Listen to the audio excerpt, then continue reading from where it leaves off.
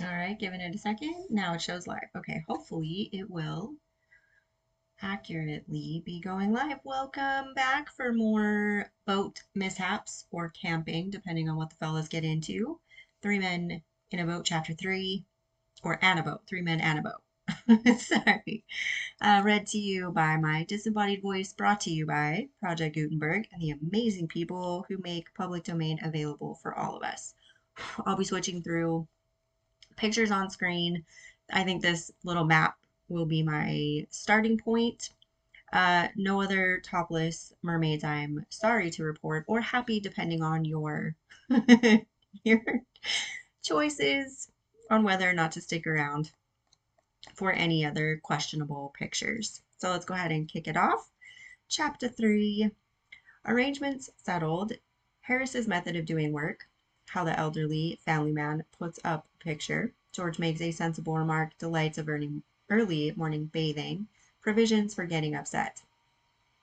So, on the following evening, we again assembled to discuss and arrange our plans. Harris said, "Now, the first thing to settle is what to take with us.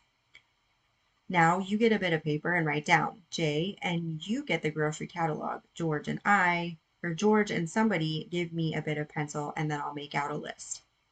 That's Harris all over, so ready to take the burden of everything himself and put it on the backs of other people. He always reminds me of my poor Uncle Podger. You never saw such a commotion up and down a house in all your life as when my Uncle Podger undertook to do a job. A picture would have come home from the frame makers and be standing in the dining room waiting to be put up. And Aunt Podger would ask what was to be done with it, and Uncle Podger would say, "Oh, you leave that to me. Don't you, any of you, worry yourselves about that. I'll do all that." And then he would take off his coat and begin. He would send the girl out for sixpenn'orth of nails, and then one of the boys after her to tell her what size to get. And from that, he would gradually work down and start the whole house. "Now you go and get me my hammer, Will," he would shout. "And you bring me the rule, Tom. And I shall want the stepladder, and I had better have a kitchen chair too. And Jim, you run round to Mr. Goggles and tell him Pa's kind regards and hopes his legs better. And will he lend him his spirit level? And don't you go, Maria, because I shall want somebody to hold me the light. And when the girl comes back, she must go out again for a bit of picture cord. And Tom, where's Tom? Tom, you come here. I shall want you to hand me up the picture." That that right there is delegation at its finest. I applaud Uncle Podgers. That's fantastic. And then he would lift up the picture and drop it, and it would come out of the frame, and he would try to save the glass and cut himself, and then he would spring round the room looking for his handkerchief. He could not find his handkerchief because it was in the pocket of the coat he had taken off, and he did not know where he had put the coat, and all the house had to leave off looking for his tools and start looking for his coat. Okay, he's a catastrophe. Well, he would dance round and hinder them. "Does anybody in the whole house know where my coat is? I never came across such a set in all my life. Upon my word, I didn't. Six of you. And you can't find a coat that I put down not 5 minutes ago. Well, of all the—" Then he'd get up and find that he had been sitting on it and would call out, "Oh, you can give it up. I found it myself now. Might just as well ask the cat to find anything as expect you people to find it." Okay. That's that. You know what? I gotta retract my earlier applause for Uncle Podgers. He seems to be a bit of a grumpus, and I don't appreciate the deflection. Wah wah. And when half an hour had been spent in tying up his finger, and a new glass had been got, and the tools and the ladder and the chair and the candle had been brought, he would have another go, the whole family, including the girl and the charwoman, standing round in a semicircle ready to help. Two people would have to hold the chair, and a third would help him up on it and hold him there, and a fourth would hand him a nail, and a fifth would pass him up the hammer, and he would take hold of the nail and drop it. "There," he would say in an injured tone, "now the nail's gone." And we would all have to go down on our knees and grovel for it while he would stand on the chair and grunt and want to know if he was to be kept there all the evening. Oof, the nail would be found at last, but by the time he would have lost the hammer. But by that time he would have lost the hammer. He's a mess. Where's the hammer? What did I do with the hammer? Great heavens, 7 of you gaping round there, and you don't know what I did with the hammer.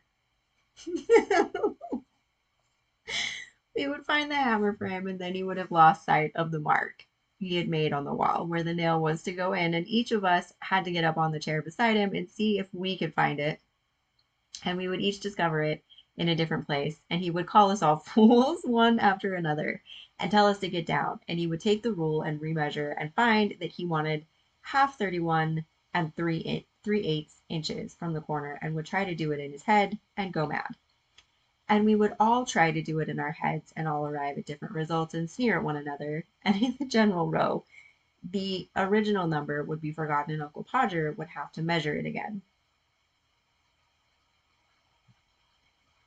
He would use a bit of string this time, and at the critical moment when the old fool was leaning over the chair at an angle of 45 and trying to reach a point 3 inches beyond what was possible for him to reach, the string would slip and down he would slide onto the patio, a really fine musical effect being produced by the suddenness with which his head and body struck all the notes at the same time. Okay, so this is quite comical, and I just realized I have the wrong pictures. These are from last chapter. Okay, so now you get to see where I pull from. These are commons. I'm pretty sure, oh, that's the Old Sultan.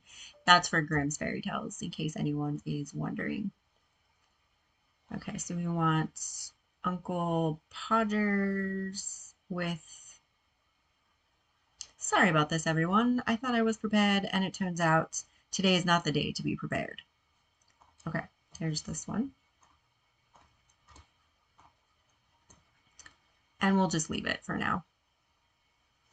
We'll leave it on that one for a bit.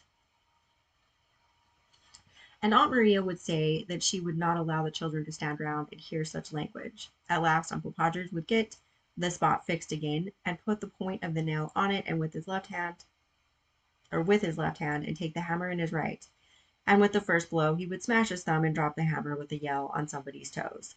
Aunt Maria would mildly observe that next time Uncle Podgers was going to hammer a nail into the wall. She hoped he'd let her know in time so that she could make arrangements to go and spend a week with her mother while it was being done. Oh, you women, you women, you make such a fuss over everything, Uncle Podger would reply, picking himself up. Why, I like doing a little job of this sort. Yeah, it seems like it. And then he would have another try, and at the second blow, the nail would go clean through the plaster and half the hammer after it, and Uncle Bodger be precipitated against the wall with force nearly sufficient to flatten his nose. Then we had to find the rule in the string again, and a new hole was made, and about midnight the picture would be up, very crooked and insecure. The wall for yards round looked as if it had been smoothed down with a rake, and everybody dead beat and wretched, except Uncle Podger. There you are, he would say, stepping heavily off the chair onto the charwoman's corns, and surveying the mess he had made with evident pride. Why, some people would have had a man in to do a little thing like that. Harris will be just that sort of man when he grows up. I know, and I told him so. I said I could not permit him to take so much labor upon himself. I said, no, you get the paper and the pencil and the catalog, and George write down, and I'll do the work. The first list we made out had to be discarded. It was clear that the upper reaches of the Thames would not allow of the navigation of a boat sufficiently large to take the things we had set down as indispensable. So we tore the list up and looked at one another. George said, you know, we are on a wrong track altogether. We must not think of the things we could do with, but only of the things that we can't do without. George comes out really quite sensible at times. You'd be surprised. I call that downright wisdom, not merely as regards the present case, but with reference to our trip up the river of life, generally. How many people on that voyage load up the boat till it is ever in danger of swamping with a store of foolish things which they think essential to the pleasure and comfort of the trip, but which are really only useless lumber? How they pile the poor little craft mast high with fine clothes and big houses, with useless servants and a host of swell friends that do not care twopence for them, and that they do not care three happens for, with expensive entertainments that nobody enjoys, with formalities and fashions, with pretense and ostentation, and with, oh, heaviest, maddest lumber of all, the dread of what will my neighbor think, with luxuries that only cloy with pleasures that bore, with empty show that, like the criminal's iron crown of yore, makes to bleed and swoon the aching head that wears it. It is lumber, man, all lumber. Throw it overboard. It makes the boat so heavy to pull, you nearly faint at the oars. It makes it so cumbersome and dangerous to manage. You never know a moment's freedom from anxiety and care, never gain a moment's rest for dreamy laziness, no time to watch the windy shadows skimming lightly o'er the shadows, or the glittering sunbeams flitting in and out among the ripples, or the great trees by the margin looking down at their own image, or the woods all green and golden, or the lilies white and yellow, or the sombre waving rushes, or the sedges, or the orchids, or the blue forget-me-nots. My goodness, that is a lot of oars going on there. Take time to change the picture. Maybe I did have them up correctly and I just forgot to close one out because I had one up that was accurate. Where did it go? Sorry about the pauses. This one's going to be a very odd read apparently. Let's close them out or I'm going to confuse myself this time.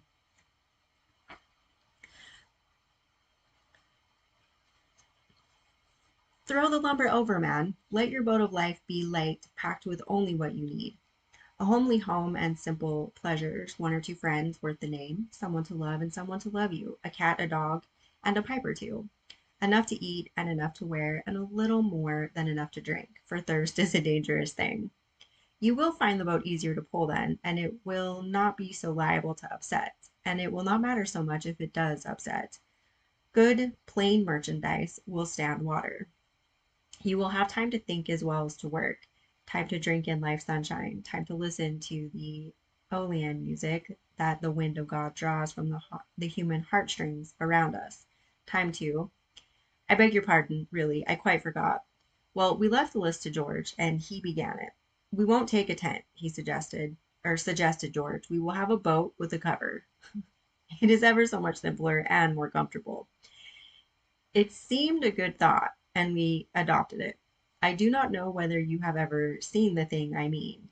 You fix iron hoops up over the boat and stretch a huge canvas over them and fasten it down all round from stem to stern, and it converts the boat into a sort of little house, and it is beautifully cozy, though a trifle stuffy. But there, everything has its drawbacks, as the man said when his mother-in-law died, and they came down upon him for the funeral expenses. Nope, I did have the right pictures up. My bad. George said that in that case, we must take a rug each, a lamp, some soap, a brush, and a comb between us, a toothbrush each, a basin, some tooth powder, some shaving tackle, sounds like a French exercise, doesn't it? And a couple of big towels for bathing. I notice that people always make gigantic arrangements for bathing when they are going anywhere near the water, but that they don't bathe much when they are there. Okay, so I'm pretty sure this is the last picture.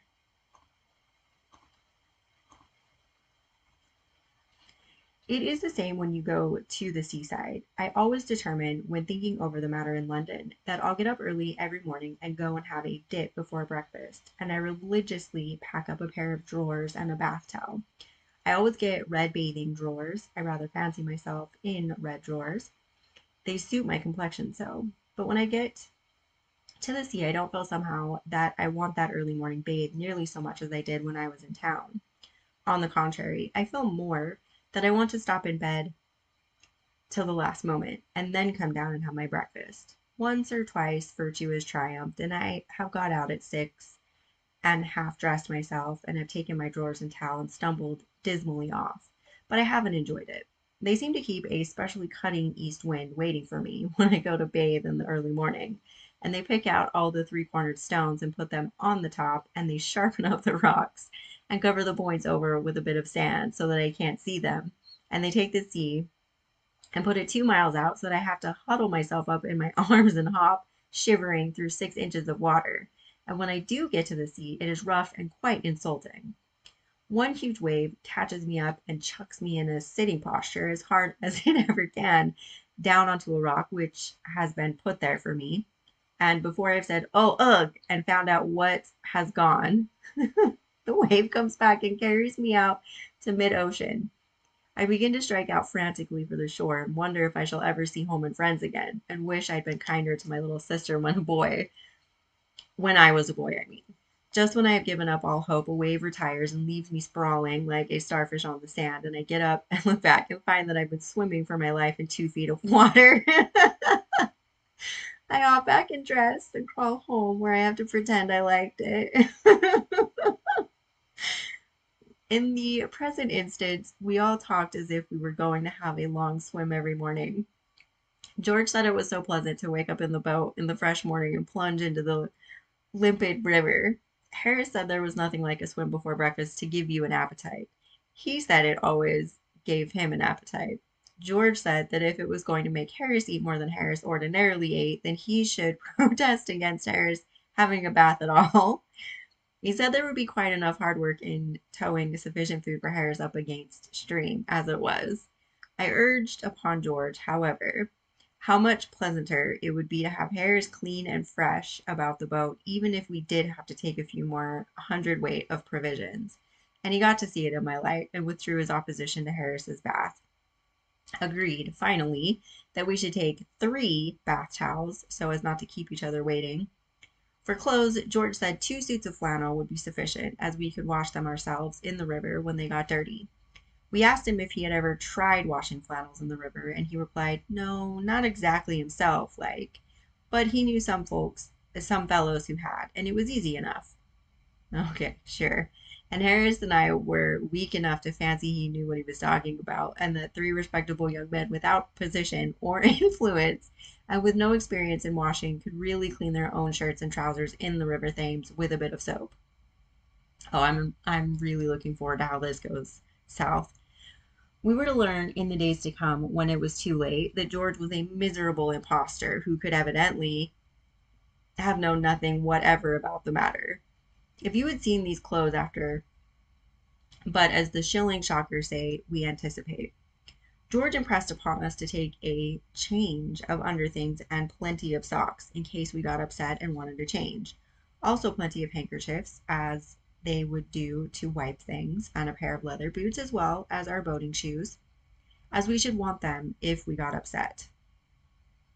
Oh my God, okay. I'm very excited to see where exactly this goes wrong, because this seems like it's going to go epically wrong.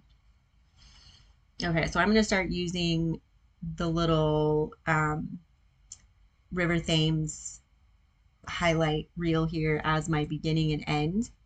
So this way, hopefully I can have a better idea of when the audio has caught up, or when the video's caught up to the audio. That way I don't have to stress about ending too soon.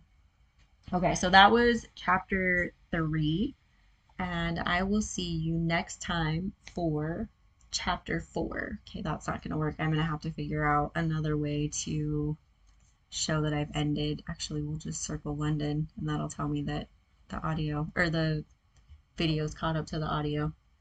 Got to work with what you got. There's a weird delay.